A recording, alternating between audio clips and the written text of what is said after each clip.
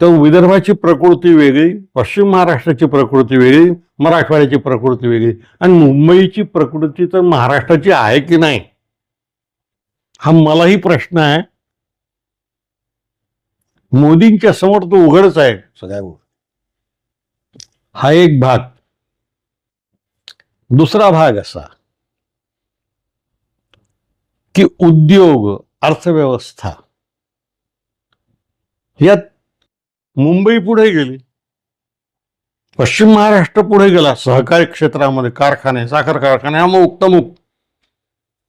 मराठवाडा का नाही गेला? मराठवाड्या विकास परिषदेचं प्रचंड आंदोलन गोविंदभाई श्राफने उभं केलं. शेकडो माणसं तुरुंगात गेली. थोड्याशा जुजबी गोष्टी मान्य केल्या आणि ते आंदोलन संपलं. पुढे गोविंदभाईच गेले. मराठवाडा दुर्लक्षितच राहिला. विदर्भ तर त्याहून दुर्लक्षित राहिला. मला 20 वर्षापूर्वीचं शरद पवारांचं एक व्याख्यान आठवतं. सकाळच्या कुठल्या तरी एका कार्यक्रमात ते भाषण होतं. त्या भाषणात ते असं म्हणाले की आतापर्यंत आपण पश्चिम महाराष्ट्राकडे फार लक्ष दिलं, आता आपल्याला विदर्भाकडेही लक्ष दिलं पाहिजे. त्यात त्याने एक आकडेवारी सांगितली तेव्हाची. मुंबईमध्ये माणसांचं दरडोई उत्पन्न 94,000 रुपये आहे. पुण्यात ते 84,000 आहे. औरंगाबादमध्ये ते 74,000 आहे. असं पूर्वेकडे आपण गेलो की ते कमी कमी होत जाते, आणि गडचिरोली जिल्ह्यात तर ते 17,000च्या खाली आहे. का वाटावा विदर्भाला महाराष्ट्राविषयीचा अभिमान आणि आत्मीयता? सॉरी, मी फक्त मध्येच थांबवतो. मग इतके आता तुमच्याच बोलण्यातून अनेकदा मी ऐकलं विदर्भाच्या नेत्यांविषयी, मराठवाड्यातल्या नेत्यांविषयी इतके मोठ्या उंचीचे नेते होते. मग असं का झालंय? का? याचं कारण असं की संयुक्त महाराष्ट्राची चळवळ फक्त मुंबई, मराठवाड्यात, महाराष्ट्रात झाली, इकडे झाली नाही. कारण विदर्भाचे विदर्भ काँग्रेस ही विदर्भवादी होती. अच्छा, हे तुम्हाला माहित आहे का? मध्ये एक गायकवाड नावाचे शरद पवारांच्या पक्षाचे आमदार मला भेटायला आले. ते म्हणाले तुमच्या कन्नवरांना आमच्या यशवंतरावांनी मुख्यमंत्री केलं. म्हटलं खोटं आहे. कन्नवरांनी यशवंतरावांना मुख्यमंत्री केलं हे खरं आहे. काय म्हणता म्हणे? म्हटलं सांगतो ना तुम्हाला आकडेवारी. 1957च्या निवडणुकीमध्ये महागुजरात परिषदेत जी होती इंदुलाल याज्ञिकांची, तिने गुजरातमध्ये काँग्रेसचा पराभव केला, आणि संयुक्त महाराष्ट्र समितीने महाराष्ट्रात तुमचा पराभव केला काँग्रेसचा. त्यामुळे महाराष्ट्रात आणि गुजरातमध्ये काँग्रेस अल्पमतात आली. पण त्यावेळी कन्नमवारांच्या नेतृत्वात विदर्भात 54 आमदार निवडून आले काँग्रेसचे. बापरे. हा, आणि या 54ही आमदारांचे राजीनामे कन्नमवारांच्या हातात होते विदर्भाच्या मागणीसाठी. आणि कन्नमवार विदर्भवादी होतेच.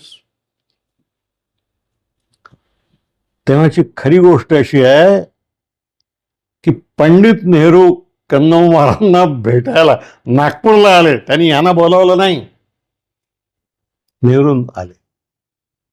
त्यांनी कन्नमवारांना सांगितलं की तुम्ही इकडे या विभाषिक मुंबई राज्यात, नाहीतर आपल्या हातून गुजरातही जातो आणि महाराष्ट्रही जातो. काँग्रेस पक्ष 2 राज्यात वाचवायचा असेल प्रदेशात, तर तुम्हाला त्याग केला पाहिजे. काँग्रेस कन्नवरची काँग्रेस निष्ठा बावन कशी होती? तो तुरुंगात 3-4 वर्ष राहिलेला माणूस होता, आणि नेहरूंवर फार प्रेम होतं. तुम्हाला माहित आहे का, भारत चीन युद्धामध्ये नेहरूंच्या बरोबरीचं सोनं चंद्रपूर जिल्ह्याने दिलं. जाहीर केलं आणि घरोघर हिंडून सोनं जमा केलं. नेहरूंवर प्रेम होतं. नेहरूंनी असं म्हटल्यावर यांनी 54ही राजीनामे नेहरूंच्या हातात देऊन टाकले. त्यामुळे विदर्भ तिकडे गेला आणि यशवंतराव मुख्यमंत्री झाले आणि कन्नमवारांना उपमुख्यमंत्री पद देणं त्यांना भाग पडलं. कारण यांना मुख्य ते दिलं नसतं तर विदर्भ वेगळा झाला असता. आणि नेहरू होते कन्नमवारांच्या मागे तेव्हा. त्यामुळं पश्चिम महाराष्ट्रातल्या नेत्यांनी सुद्धा काही गोष्टी लक्षात घेतल्या पाहिजे. पुढे यशवंतराव दिल्लीला गेले तर उपमुख्यमंत्री मुख्यमंत्री झाले. ते 1 वर्ष जगले बिचारे. पण पश्चिम महाराष्ट्रातल्या नेत्यांनी आणि पुढाऱ्यांनी आणि वर्तमानपत्रांनी त्या गरीब माणसाची जी टवाळी केली तिला तोड नाही. आत्र्यांनी किती घाणेरडं लिहिलं त्यांच्याविषयी, किती घाणेरडं नाटकं लिहिली त्यांच्यावर. पण कंदमार फार बाणेदार. 7 दिवस जेलमध्ये टाकला होता आत्र्याला. हे माहित आहे का तुम्हाला? नाही. आत्र्याला 7 दिवस जेलमध्ये टाकला होता. तेव्हा ते नरमले. असं आहे कन्नमवार तसे. दुसरे ते बापूजी आणि ते ब्राह्मण ते नेते होऊ शकतच नव्हते. बॅरिस्टर अभ्यंकर फार मोठा माणूस होता पण फार पूर्वी मरण पावले. 25च्या सुमारालाच मरण पावले. गोपाळराव खेळकर होते पण त्यांच्यामध्ये ती क्षमता नव्हती. पंजाबराव देशमुख होते पण पंजाबराव देशमुखांना दिल्लीमध्ये कृषी खात्याचं राज्यमंत्रीपद नेहरूने दिलं. ते तिकडे गेले. मग उरले कोण? तर काँग्रेसचे कोषाध्यक्ष मनोहरभाई पटेल. मनोहरभाई पटेल म्हणजे कोण? प्रफुल्ल पटेलचे वडील. आता प्रफुल्ल पटेलकडे पहा ना तुम्ही काय स्थिती आहे. मनोहरभाई लवकर गेले तर विदर्भाला नेताच नव्हता. 8ही जिल्ह्यांचं नेतृत्व करू शकेल असा नेता कन्नमवारच होता. आता मी मगाशी म्हणत होतो की 67 साली 78 साली महाराष्ट्रामध्ये जेव्हा निवडणुका आल्या म्हणजे आणीबाणी नंतर जेव्हा इंदिरा गांधींचाही पराभव झाला तिकडे, पण काँग्रेसला इथं बहुमत मिळालं तेव्हा वसंतदादा मुख्यमंत्री झाले महाराष्ट्रामध्ये. हो. तेव्हा यशवंतराव दिल्लीला होते पण यशवंतरावचा भाव गेला होता कारण ते संघटन काँग्रेसमध्ये होते गेले होते. त्यावेळी त्या निवडणुकीमध्ये जनता पक्ष महाराष्ट्रात सहज निवडून येऊ शकत होता. मी कार्यकारिणीत होतो जनता पक्षाच्या तेव्हा.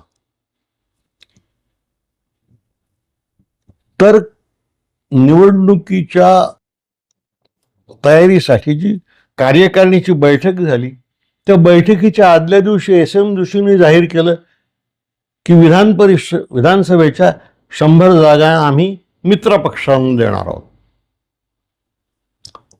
तर मित्र पक्षानं 100 दिल्या तर उरलेल्या 188 मध्ये काही बियांचं बहुमत होऊ शकत नव्हतं. त्या दिवशीची गोष्ट सांगतो तुम्हाला. रात्री 11 वाजता प्रमोद महाजन माझ्या खोलीवर आला होता आमदार निवासामध्ये. तो म्हणाला की SM जोशी आपले अध्यक्ष आहेत त्यांनी पराभवच कबूल करून टाकला. 100 जागा देऊन टाकून आपण काही बहुमतात येत नाही. तर हा निर्णय चुकीचा आहे असं वाटतं. म्हटलं मलाही चुकीचा वाटतं. तो म्हणाला या निर्णयाला आपण विरोध केला पाहिजे. म्हटलं करा. तो मला काय म्हणाला हे मी लिहिलंय माझ्या त्या तुझ्या विरोधात. तो म्हणाला की आम्ही विरोध केला तर हे आम्हाला संघवाले म्हणतात म्हणे पण तुम्हाला नाही म्हणत, तुम्ही विरोध करा. मी सांगतो मी कार्यकारिणीत SM जोशींना विरोध करा. हा निर्णय घेऊन तुम्ही पक्षाचा पराभव अगोदरच कबूल केला. ते म्हणले मित्र पक्षाच्या साथीशिवाय आपण बिलकुल येऊ शकतो म्हणे, बिलकुल येऊ शकतो. आपली लोकप्रियता एवढी आहे. आणि म्हटलं हा निर्णय आज बैठक असताना तुम्ही आधीच कसं जाहीर केला? ते एस एम जोशी मला म्हणाले की पक्षाचा नेता म्हणून मला निर्णय घ्यावाच लागतो पहिल्यांदा. तर म्हटलं आपण लोकशाहीसाठी तुरुंगात राहून बाहेर आलेले लोक आहोत. अशा वेळी तुम्ही म्हणता की तुमचा निर्णय आहे, पक्षाचा नाही आहे. तर तो माझ्या भयंकर संतापले समाजवादी सगळे. तेव्हा माझ्या लक्षात आलं, आम्ही विरोधी पक्षात बसलो. मग शरद पवारांना फोडून इकडे आणलं आणि शरद पवार पुलतचे मुख्यमंत्री झाले. ते महाराष्ट्राच्या राजकारणातही समाजवाद्यांनी सत्यानाशच केला. कदाचित उत्तमराव पाटील मुख्यमंत्री झाले असते जनसंघाचे, तेव्हा झाले असते पण विरोधी पक्षाचा माणूस झाला असता ना. तर शरद पवारांचं मुख्यमंत्रीपद असं आहे. शरद पवार पहिल्यांदा तयार नव्हते, कारण यशवंतरावांना तेव्हा काँग्रेसचं कार्याध्यक्षपद केलं होतं. स्वर्णसिंगांनी राजीनामा दिल्यामुळं अखिल भारतीय, ते अखिल भारतीय काँग्रेसचे कार्याध्यक्ष असताना यांनी राजीनामा दिला पक्षाचा. पाठीत खंजीर खुपसला नाही, तरबारच भुसकली. तर आपण जावं की नाही? एस एम जोशी बोलावत आहेत, मुख्यमंत्रीपद मिळते. या द्विधा मनस्थितीमध्ये असताना शरद पवारांना साताऱ्याला किसनविरी घेऊन गेले. तिथून त्यांनी यशवंतरावांना फोन लावला की तुमचा एवढा अपमान झाला तेवढा पुरे, आता आम्ही काही सहन करणार नाही, आम्ही शरदला मुख्यमंत्री करायला जाऊ. तर यशवंतरावांनी असं म्हटलं की शरदला फोन द्या. ते यशवंतराव शरदशी बोलायला लागले की मी पक्षाचा तू बघ माझी काय स्थिती होईल. तर किसनवीरांनी शरद पवारच्या हातचा फोन हिसकून घेतला आणि ते यशवंतरावजी आता यापुढे काही बोलू नका, हा अपमान आम्ही सहन करणार नाही, आता आम्ही शरदला मुख्यमंत्री करतो. फोन बंद केला. ही गोष्ट मला खुद्द भोसलेंनीच सांगितली. प्रतापराव भोसले काँग्रेसचे अध्यक्ष होते आणि किसनराव यशवंतरावचे फार जवळचे मित्र होते. मदन भोसले त्याच्या घरी त्याच्या बापाच्या देखत मला ही गोष्ट सांग. आता याला पुरावा काय मिळेल तर पुरावा नाही मिळेल. त्यांनी मला सांगितलं हाच पुरावा. पवार मुख्यमंत्री झाले. पवार मुख्यमंत्री झाल्याबरोबर मग यशवंतरावांसारखंच शिवाजीचे पुतळे ते मराठा राजकारण वगैरे वगैरे असं. पवारांच्या मंत्रिमंडळामध्ये 80% मराठे होते. बरोबर. सगळे सहकारी साखर कारखाने मराठ्यांचे होते, सगळे उद्योग मराठ्यांचे होते, कुलगुरू विद्यापीठ मराठ्यांची होते. बाकीच्या जातींना पवारांनी काय दिलं? त्याला राज्यमंत्री दिलं गृह खात्याचं त्या पुण्याच्या. बाकी काय होते?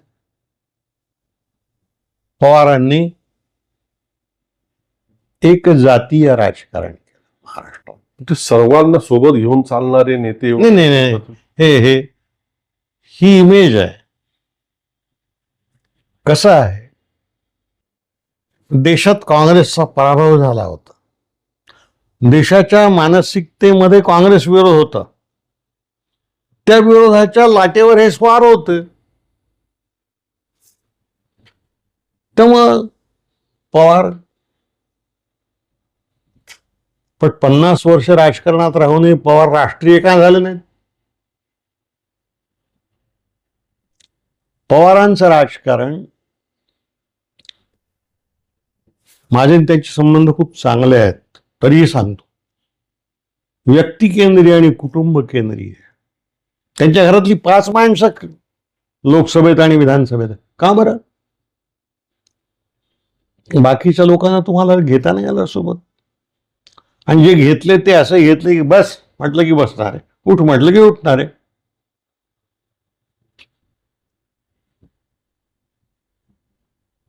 पवारांची खरी अडचण, खरं सांगू का, पवार 4 वेळा केंद्रीय मंत्री होता. सगळी महत्वाची पदं त्यांच्याकडे. वाजपेयी प्रधानमंत्री झाले त्या विरोधी पक्षाचं नेतेपद त्यांच्याकडे होतं. कदाचित यांचं सरकार आलं असतं तर हा विरोधी पक्षाचा नेता प्रधानमंत्री झाला असता. बरोबर. मी एकदा त्यांना म्हणालो की अहो प्रधानमंत्री होणार होतात तुम्ही, हो तशी शक्यता होती. हे जिल्हा परिषदेचे अध्यक्ष झाले म्हणलं.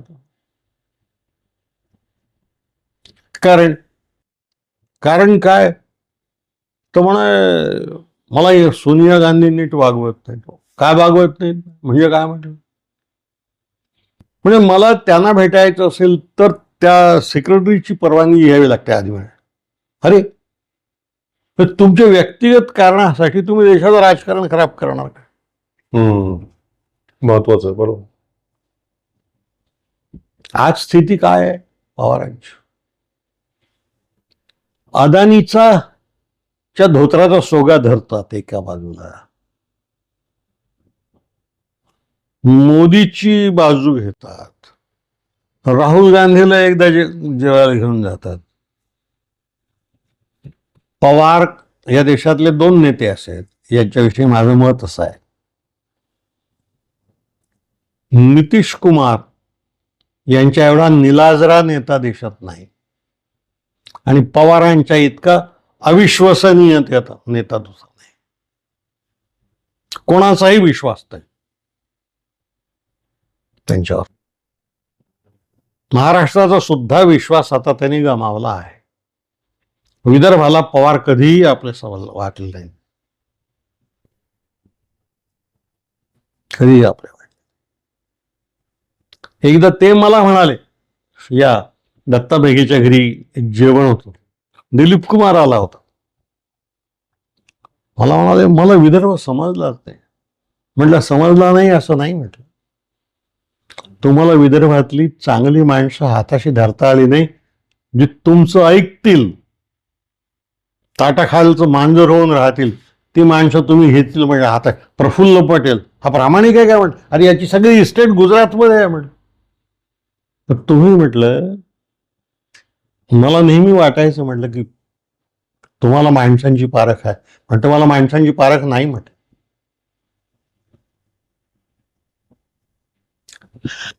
आता तर काय, आता त्यांच्या हातात काहीच नाही.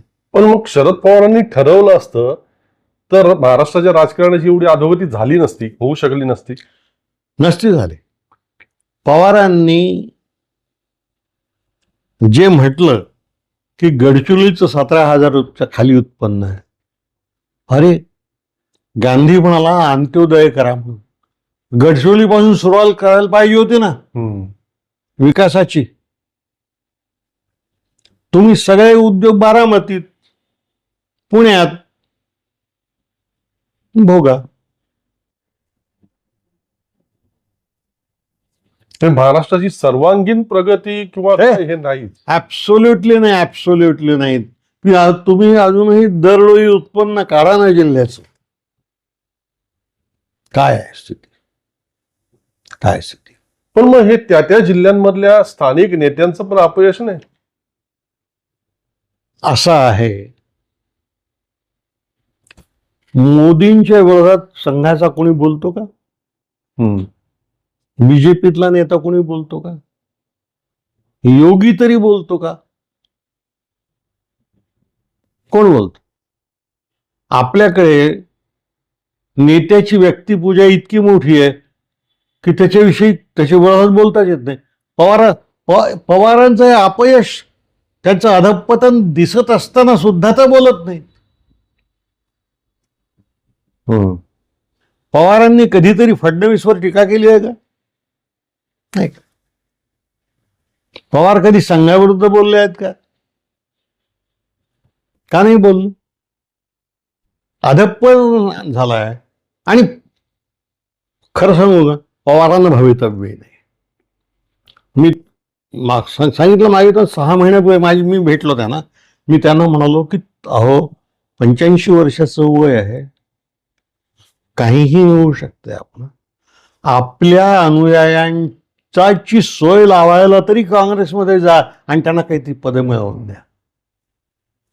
आता काय, आता आता पवारांना तो राहुल गांधी मोजत आहेत. तो ममता बॅनर्जीलाही म्हणाला नाही मोजत, तू माझ्या अटीवर येत असेल तर जाईल. मग पवार राहिले कुठे?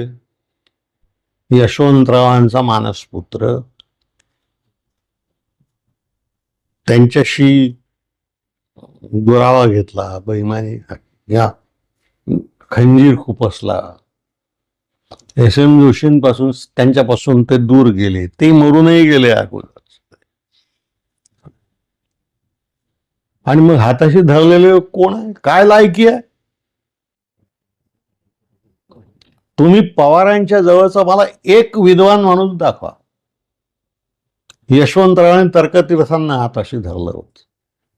शंकरराव चव्हाणांनी नरहर करून गणना हाताशी. शरद पवारचं कोण आहे हाताशी? बरेच साहित्यिक होते की त्यांनी पण आमदार वगैरे केले, काय केले. ते केले म्हणजे काय, तुकडे टाकले. यशवंतराव त्यांना सन्मान देत होते. पवारांनी या नेत्यांना कधी सन्मान दिल्याचा दिसते का तुम्हाला? कशाचं राजकारण आहे? मग फडणवीस इतर जातीची माणसं आपल्या सोबत घेतो, पवार का नाही घेऊ शकत? या देशामध्ये शेतकरी हा कुणबी मराठा आहे. तो जरांगे नेता होता त्यांचा, मनोज जरांगे. शरद पवार का नाही होऊ शकले? काय मिळवलं काय?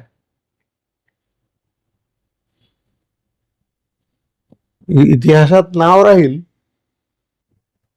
इतकी वर्ष राजकारणात राहिले म्हणून, पण राजकारणावर प्रभाव काय, परिणाम काय? लोक अजूनही यशवंतरावांचं नाव काय घेतात आणि पवारांचं नाव तिरस्कारानं काय घेतात?